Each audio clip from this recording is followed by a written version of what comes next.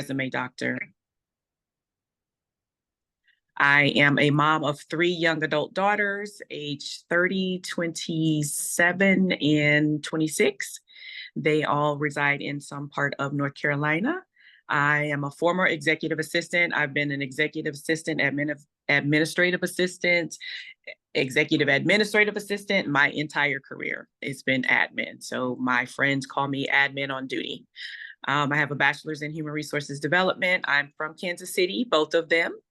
Born and raised in Kansas City, Missouri, but I graduated from high school and entered the Air Force in Kansas City, Kansas. So I claimed them both. I currently reside by the Bay in Norfolk. And yes, I love purple chocolate and Jesus. So get excited. Thank you so much, Tan. Porch Pirates, what is that? Okay. All right, so today we're going to talk about translating experience. We're going to talk about your professional summary, work history, referrals, and my favorite, negotiating salary.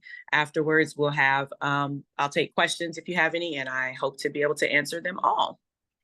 Please let me know if I'm talking too fast because I do tend to do that. Disclaimer, I'm going to read this. The information shared in this workshop is based on over 30 years of verifiable experience in resume writing and the feedback from satisfied customers. As of this writing, I have a 98% success rate, meaning that of the people, 98% have gotten the interview or the job. The other 2% have not responded to me and let me know whether they got the interview or the job. So I'm just, giving myself a little leeway there. There is no one right way to do a resume. Therefore, I will not speak negatively on resume writing of my peers or any information you were told prior to today. I will solely focus on what has been tried and proven for me and the many, many clients I serve across a myriad of career fields and countries. Thank you.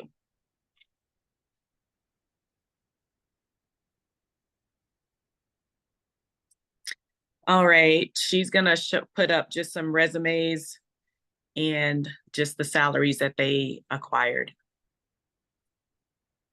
This is my little toot beat beat section.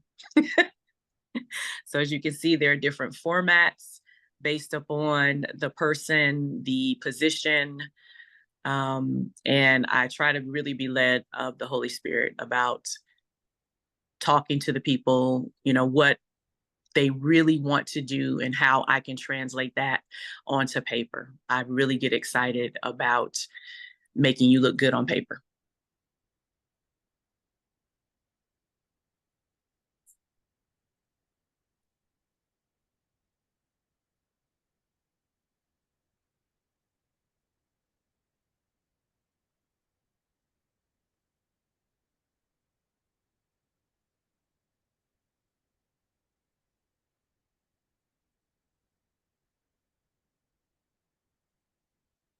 That's this year. Last year. Last year's salaries totaled $627,307. So I know a little bit about what I'm doing. So the reason I wrote this book is because I had some people, namely my children, who, were entering the workforce. They didn't really have, actual work. So I focused on translating what they did do, even in school, the clubs they were associated with, leadership skills, et cetera, that they picked up as a result, and had them do resumes. Even if they were getting a job at Taco Bell, they had a resume. And it has definitely helped them in the careers that they are in now. So my personal quote is, no experience is just experience that needs to be translated. So if you're coming out of being a homemaker, if you're transitioning to a new career, if you're coming out of prison or, any type of situation, you've gained some type of experience. We just need to figure out how to translate it, what I call creative engineering and thinking outside the box. Next slide, please. Professional summary is blank because technical difficulties. So professional summary. It can also be called career objective, professional statement. This is basically introducing you to the company for the position that you're applying to, and saying your qualifications and what you bring to the table, or what you plan to bring to the table for the company that you are applying to. So you want to state. I ask people for their top 3 adjectives that they would use to describe themselves, and then what they think others would use to describe them when it comes to their work ethic and career. And I, start off with those um, adjectives to, just let the people know this is who I am. And this is the years of experience I have, that it's verifiable, because you can have experience, but you got to make sure that if they call your references, they can verify that you have the experience that you say you have in that professional summary. So it should be, the lead paragraph at the top, just explaining, highlighting some key things even that you've done, and again, what you plan to bring to the table, or how you plan to enhance the position if given the opportunity. Next slide. Sorry. That's really good. Mm-hmm. So work history. This is one of those areas that I say, this is what I do. So I can't tell you what somebody else do. As an HR, the average HR, if they're not using commercial off-the-shelf software that is scanning for specific words, takes about 7 seconds to 2 minutes to review a resume. That's whether it's online or physically in front of them. So you want to, if at all possible, keep your resume to 1 page and no more than 10 years of history. We are getting away from chronological and putting years and dates on resumes, but because technology is moving so fast, unless you can translate that experience into today, I would keep it to 10 years or less. You can always elaborate when you get into the interview. Yeah, I just said all that, so. Referrals. So make sure that the people that you are referring, you should have a personal, professional, and a peer. A professional supervisor, a peer, someone that's like a coworker level, and then a personal. So you can also have 2 of each. Make sure that they have the most recent copy of your resume. Let them know that you are seeking another job, or that you're looking, and some people may be calling them, because nowadays, we have the spam set up on the phone. Like if I don't know the number, it will go straight to voicemail. So you need to let them know. Can you go back to that slide, please? Thank you.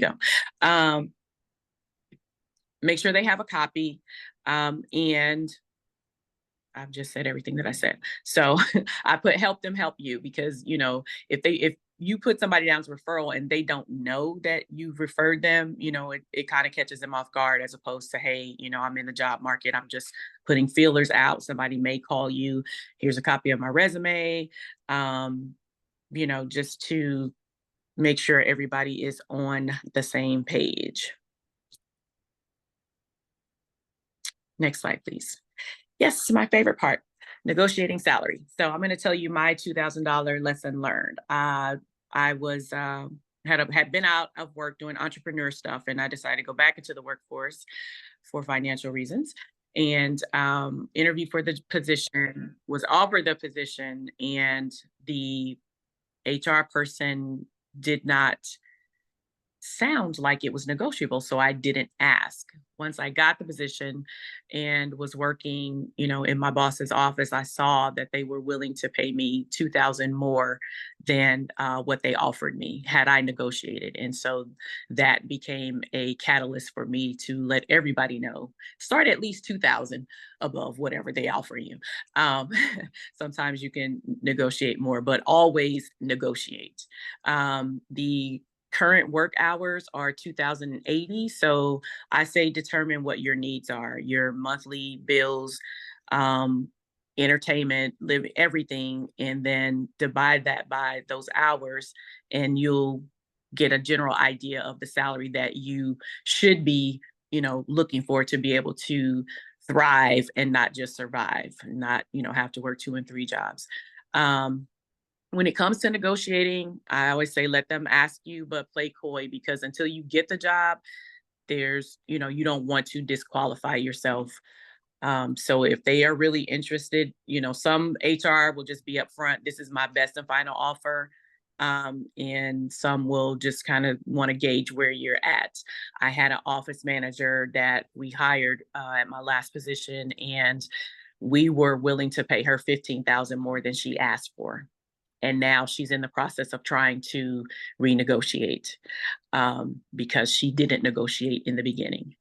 So be willing to negotiate also for things other than money. I am retired military, so I don't need medical benefits. So you can give me more PTO, you can give me um, uh, more cash always, of course, or some other benefits. Some of the things that my clients have negotiated for, or if they get great reviews, I've had people negotiate up to $20 for 5 stars reviews. I've had people negotiate holidays, gym memberships, bush garden season passes. So pretty much anything is on the table, especially nowadays. So just be willing to, know what you want and be willing to negotiate for it. Nobody ever is going to pay you what you think you're worth. You're only going to get what you can negotiate for. Yes, parking passes, especially if you work in a downtown area where there's limited parking. Some companies, like the one that I work for, they actually absorb the parking for us. So that was good. But yeah, nowadays, healthy work-life balance is, on the rise. So people are, and then, this younger generation, they just are not having it. So, you're kind of at an advantage, depending on, where you're going and what you're doing. So that is my 2 cents on that. Next slide. I think we're wrapping up. We are. Before we go to the next slide, we did have a raised hand from Lisa. Lisa, did you want to come off mute and ask your question? Yeah, that was me. I just wanted to know, in today's current climate, as far as inflation, I'm just wondering if, you should be more aggressive with your negotiation strategies, because I'm kind of thinking that, the current landscape, financial landscape, just doesn't work anymore because inflation is through the roof now. So what are your thoughts about being even more aggressive than, let's say 2,000 or 5,000 more, asking for 2,000 or 5,000 more? I'm all for it, because all they can say is no. But you never know. The answer will always be no if you don't ask. And so I had a client recently. Ask for $200 an hour, and the initial was 140, and they ended up giving her, I believe, 185, and told her not to tell anybody or talk about her salary. So again, it's, go till you get a no.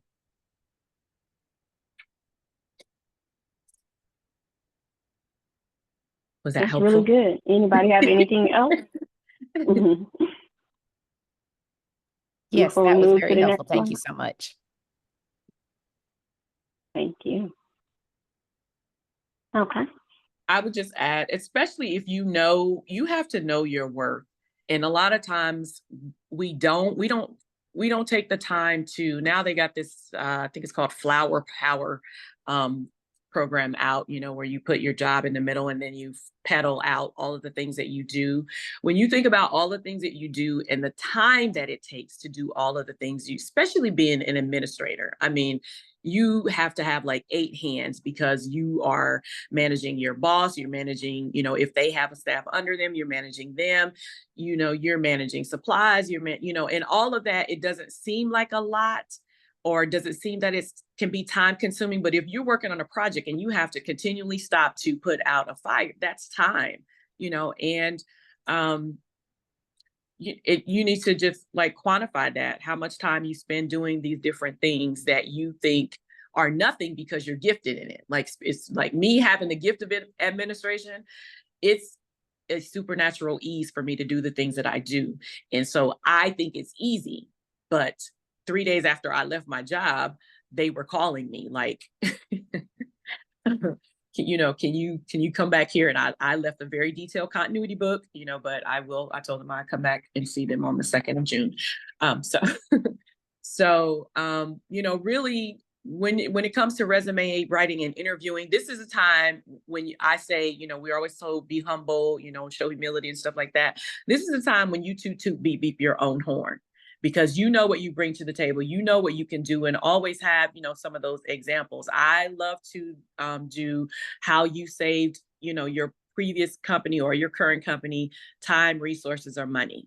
Because it's one thing to know how to do a job, but to how to just excel at that job and have advantages, have networks and negotiations and liaisons and networking to be able to do that job more efficiently and effectively. So, okay, that's it. That's really good. Do we have any other questions from the chat?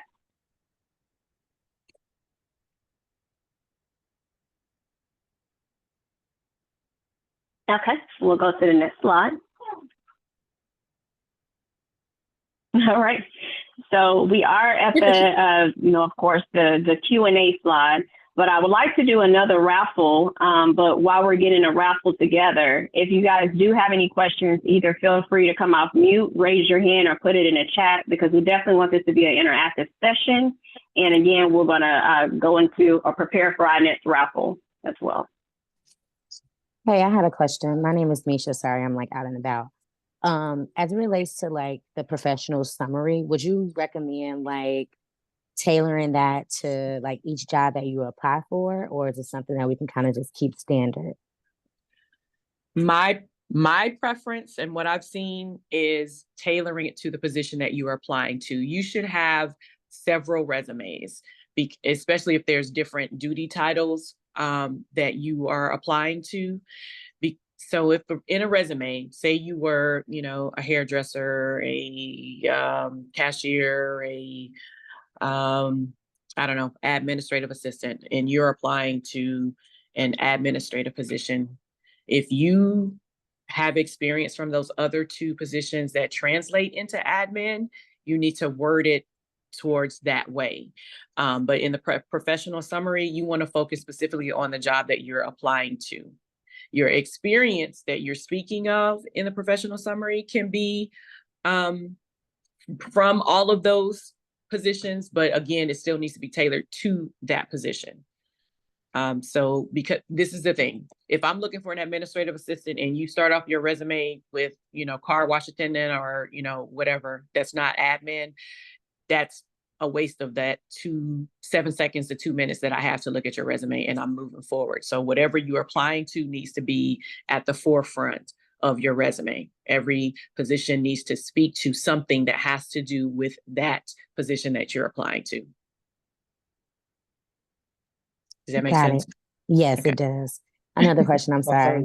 Do you have more like feedback on like getting those transferable skills on your resume? Like I know a lot of people, well, me specifically, like I'm like transitioning industries. So yes, I have a lot of transferable skills, but like my entire resume looks like, like an events coordinator. And, I want to go more into like project management and like tech. So like any feedback or tips you have as it relates to kind of, getting those transferable skills onto your resume. So in project management, what are the skills that are needed for project management? And then you look at the jobs that you've had, and did you use those skills in some way, shape, form, or fashion in that job? And if so, you just word it that way. Does that make sense? Or do I need to explain further? So no, that makes sense. Oh, okay. All right. I always use being a homemaker. If you've planned a vacation for your family, you have budgeting skills, you have logistics skills, you have, coordination, meal planning, all of those things, that could translate into event planning, for example. Got it. Thank you. Mm-hmm. Thank you. Do we have any other questions? I wish I could do this all day. Yeah, I have a question, Ms. Joy. Yes. So I was wondering if you could give any feedback or advice for kids who are like, 15, 16, who want to get a job and, they don't have any experience. And you mentioned that, school clubs and things like that can be translated onto a resume. And also, do you have any recommendations on the type of clubs that they could participate in while they're in high school that would look good on the resume? Any community service is always a plus. Debate, things that deal with communication, theater, sports, because you are learning to be a team player, hopefully. So pretty much anything where they are actively participating and they are using their communication skills, they are interacting with different people from all walks of life, depending on where they go to school. Like I said, for my kids, you've done chores, you've taken out the trash, that's general labor. You can count, you have a savings account, that's cashier experience. If you're the oldest, you've led your siblings. So, it just translates. And then again, it's sometimes face to face, it's not always just doing it electronically. For a teenager, they're looking for it, right? I mean, right now everybody's hiring, so it shouldn't be difficult, if you're doing like fast food or something like that. And this is the thing that I want to say about fast food. I don't know the age demographic of what we're doing, but if you remember the young guy Calvin that worked at McDonald's, Calvin should be owning a few McDonald's by now. So there's nothing wrong with starting, there and working your way up. I tell my young nieces and nephews that when you get into a position, learn everything you can. If you start as a stocker, ask the floor manager, hey, tell me about your job, and I learned this from one of my clients. Learn everything you can, because when it comes time to, if they have to let people go, they're going to know that you're personable, that you're interested in the company, you're willing to work hard, you're willing to learn other positions. And, again, that may also get you promoted because you've taken the initiative to, seek out information and more knowledge about the company and what other people's jobs are beyond your own. So that would be my advice to the teenagers. Start somewhere and do a good job. That's really good. If I can just kind of thinking about what you're saying. So any role that we're in, it's not necessarily about the title per se. It sounds like it's more about really pulling out those key points of what we've done and translating or kind of communicating it in the right way, right? Yep. Which is what I love to do. That's really good. Do we have anyone else that have any questions or anything before we go to our second raffle?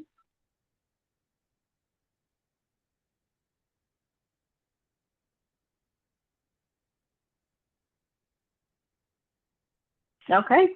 So I am going to share our raffle wheel, and I added the other names that joined in, making sure everyone is added here. And I'm going to share my screen. And again, the second raffle is for a copy of the Resume Doctor book. And I'll let Leslie explain a little bit more about it for those that just joined in. And I'm going to pull up our raffle wheel here, and let's see who we have as our second winner. We already had one winner. Let's see here.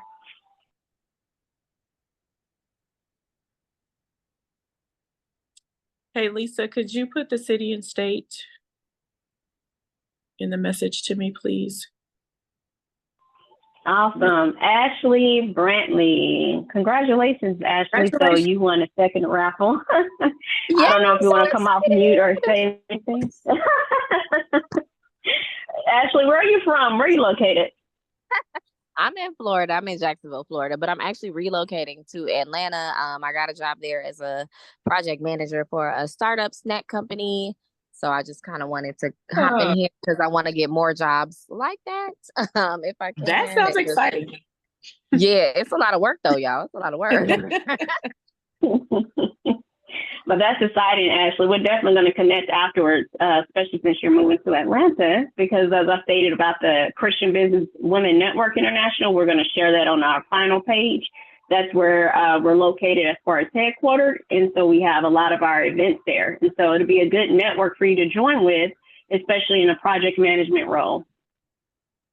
Yay, thank you. I'm so excited. It's so exciting. Ashley, if you could direct message me your contact information and I will drop your book in the mail today. Okay, awesome. Thank you so much. Thank you. All right. So we still have a little bit more time for Q&A. If anyone has any questions about what was shared today, as far as, again, negotiating your salary, writing different things on, of course, on the resume, just any questions that may come to mind. And if anyone is looking to, enter into the job market, you may be trying to figure out the next thing to do. So we just want to make sure that we are providing all the details that you need, to make sure that you're getting what you need. Does anybody have anything else?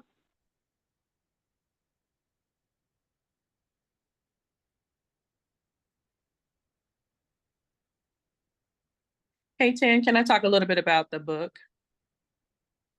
Yes, please. Okay. So Resume Doctor and RX for resume writing and interviewing skills came about because me being a admin trade, in the military, people were getting out and they were always asking me to look over their resumes and stuff like that. So I found that it was something that I enjoyed. So I just took all of my knowledge and basically put it in a book. I am a promoter of everybody has a book, a story. Everybody, it's your life story, and it's just getting people interested enough to read it. So if you journal, write, or whatever, I strongly encourage you to write a book. But it just talks about the basics. It's a very quick read in large print, my mom says, and very informative. I just, no fluff. I'm not really a fluff person. I just put, just tried to hit everything that was important. I talked to some of my HR counterparts. I, try to refresh it every year to see, if the information is still valid. Eventually, I will add AI and Chat GPT. I'm not against those things at all, but there's just something about the human touch and, somebody taking the time to get to know you and hear your heart. One of the things I always ask people is, if money was no object and you knew you couldn't fail, what would you be doing? And I find that it's far different from the positions that they are applying to, but it just gives me a sense of who they are and a way to encourage them and then translate that on paper. So I just want to thank you guys for your time today. I hope that something was beneficial to you, and God bless. And while we're still on, so you all can see on the screen, we have of course, it was, as stated, right, the Amazon #1 hot new release. And I just wanted to toot the horn again that I think is really good that so far in your acquired salaries to date, helping people along this journey is 2.4 million. And that is something to brag on, because as I think someone stated earlier, with the economy the way that it is, we definitely want to just make sure that we're actually getting paid our worth, or, that market payment. So anything else you want to say about the book before we go on to our final screen here? It's available on Amazon. And Lisa and Ashley will be getting signed copies. Thank you, Tan, for all of you. Congratulations. No problem. Congratulations, Lisa and Ashley. And before we go again, I wanted to share with you all just a little bit more about our organization, which is the Christian Business Women Network International, and you can see it up here on the screen. And so it tells you that we are a global nonprofit organization network of business women, and we are from all walks of life. We were established in February of 2022. And so we exist to provide hope, as it says here, encouragement, empowerment, and resources to aspiring and established business women. So just as a lot of the ladies that are on today are already project managers, I think Lisa is probably a project or program manager. And then we have, Ashley and many others that are going into that role. Then this is a good network that I'm actually a part of, which is actually based out of Atlanta, but it's helped me to grow, right, in my skill set when it comes to project management. And just using those administrative skills that, as Leslie spoke about, and bridging it across, an administrative skill set bridges across to project management. So I think this is a good network that has benefited me and actually shown me different skills that I have. So I want to share this out with you all. We have the website down here, which is cbwnintl.org. And again, we have all of our resources, our different packages, tools, Bible studies, everything that you need to be encouraged, not only physically, right, but also mentally and spiritually. And that's why we exist. We want to see the whole woman built up and just know our worth in the marketplace. So before we go to our final drawing, which is going to be for a opportunity to join brunch, you'll have a free ticket to one of our local brunches in the Atlanta area if you're ever in that area. Does anyone have any questions about this slide or CBWN?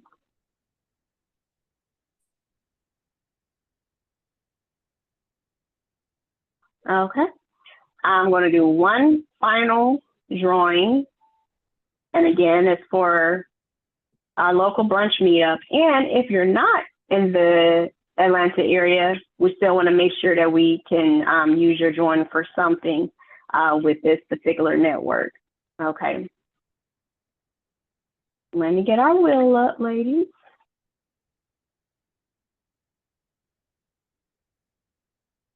All right. And thank you, everyone, for participating and staying to the end. Let's see who we have with a free ticket to a local brunch meetup. Sharonda Thomas. Is that how you say your name?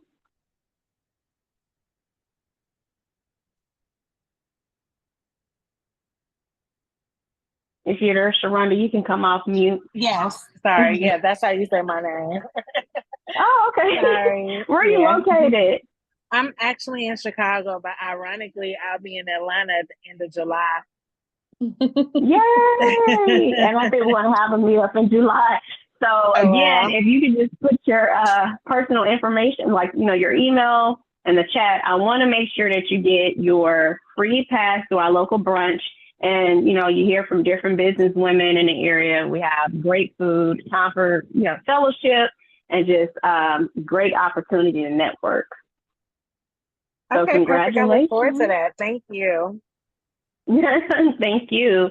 All right, ladies, we want to thank you all for joining and just giving us this opportunity during your lunch hour to do this lunch and learn. I think it was very informative. And Leslie, we just thank you again for all of your, your wisdom and everything related to this particular topic.